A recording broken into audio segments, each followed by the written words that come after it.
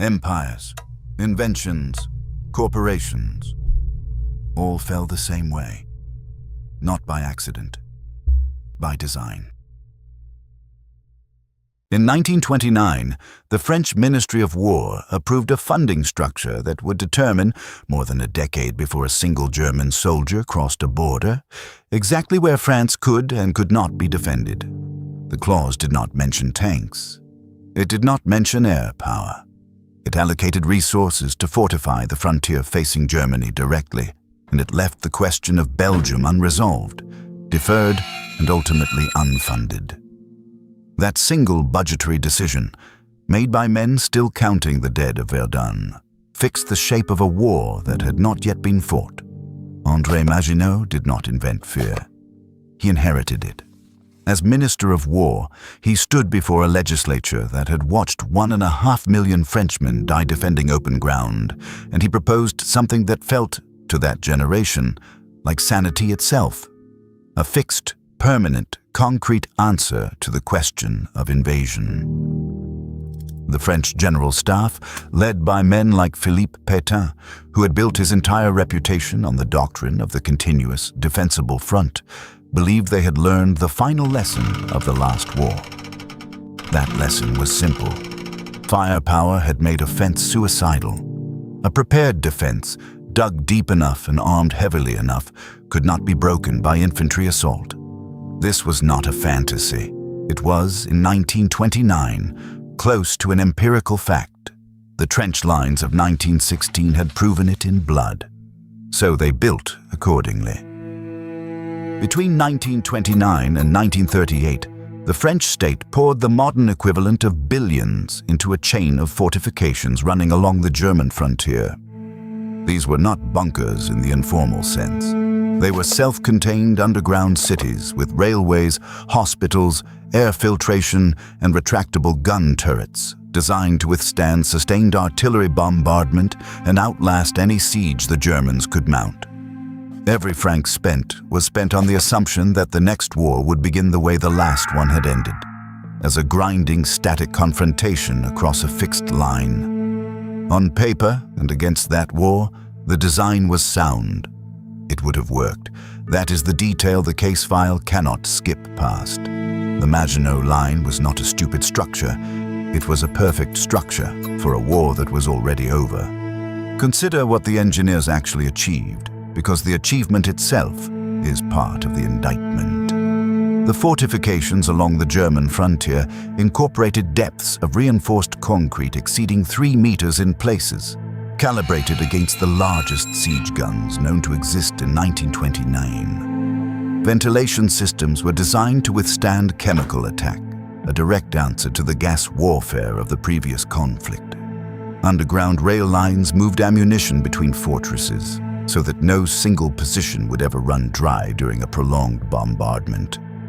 This was engineering discipline of the highest order, applied with total sincerity toward a threat model that had already begun to expire the moment it was finalized. The men who designed these works were not negligent.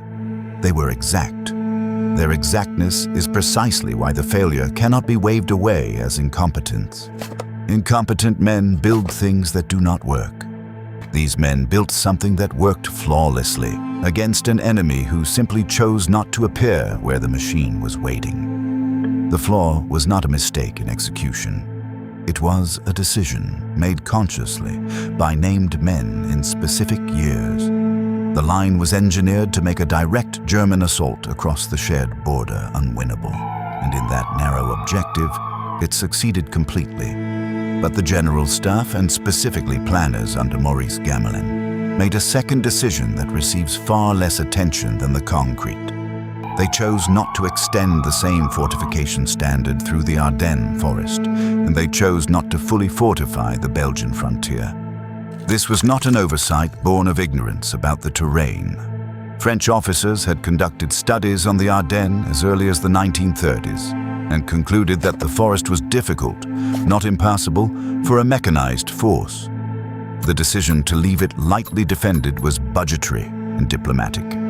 Extending the line along Belgium's border would have signaled to Belgium and to French voters that France considered its ally indefensible, and it would have required funding the Republic was not willing to commit twice.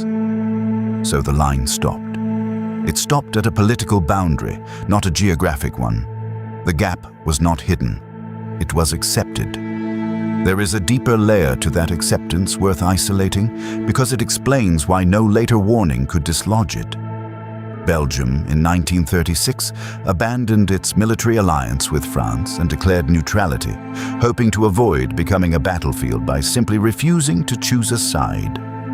This single diplomatic shift transformed the unfinished gap in French fortification from a temporary funding delay into a permanent strategic liability because France could no longer coordinate defense planning with Belgian forces, nor pre-position troops on Belgian soil before an invasion began. French planners absorbed this development and adjusted their doctrine around it rather than around the terrain itself.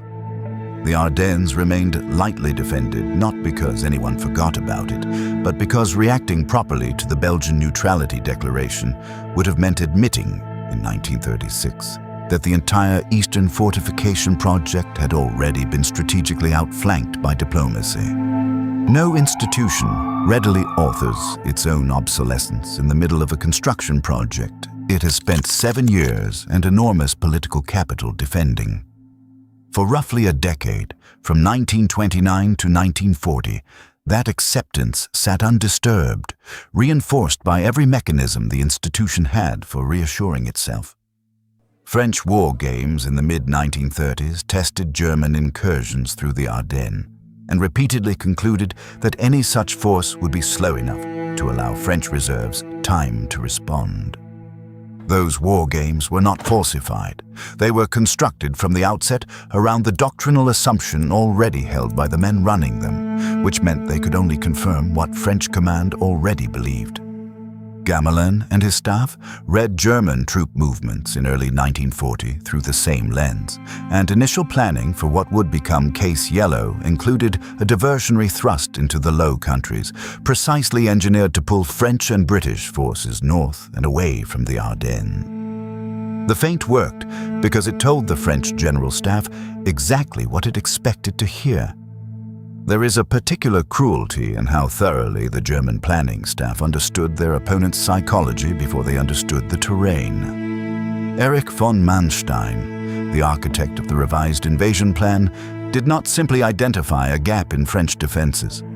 He identified a gap in French institutional imagination and built an entire campaign around exploiting the difference between what France had fortified against and what France was actually vulnerable to. This is worth sitting with. Manstein's plan required no technology the French did not already know Germany possessed. It required no secret weapon.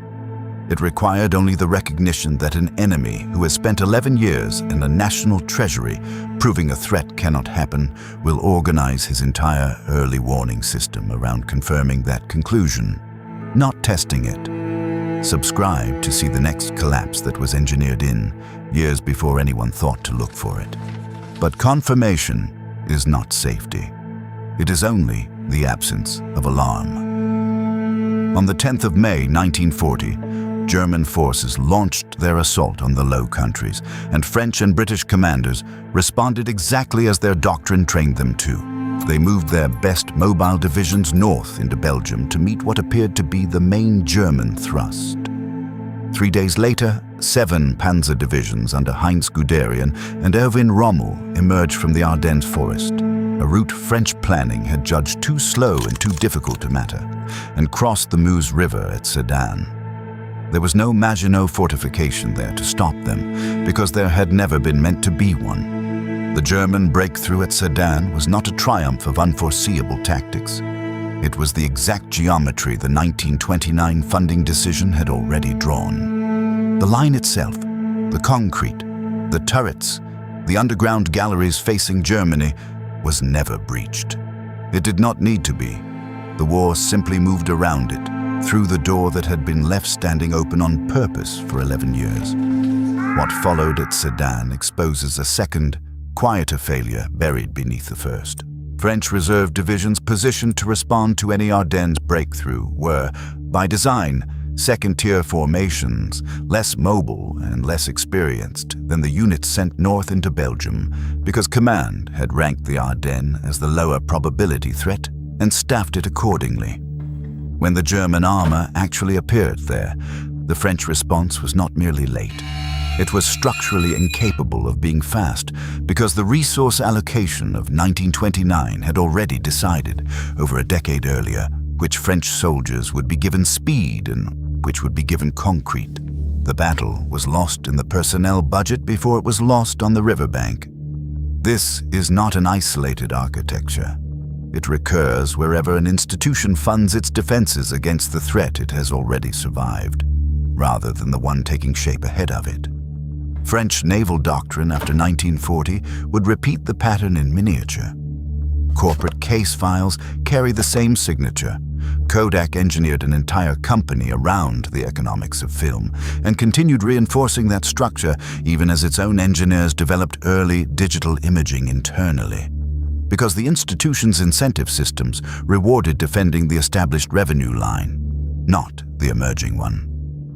Blockbuster built a business model and thousands of physical locations around a distribution problem that streaming was already quietly dissolving.